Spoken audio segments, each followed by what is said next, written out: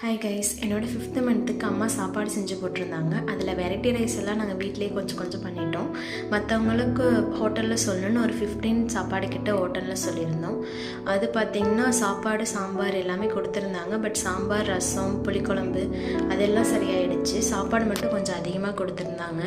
So அதுக்கு என்ன பண்ணலான்னு சொல்லிட்டு நாங்கள் யோசிச்சுட்டு இருந்தப்போ தான் இந்த ஐடியா ஞாபகம் வந்துச்சு.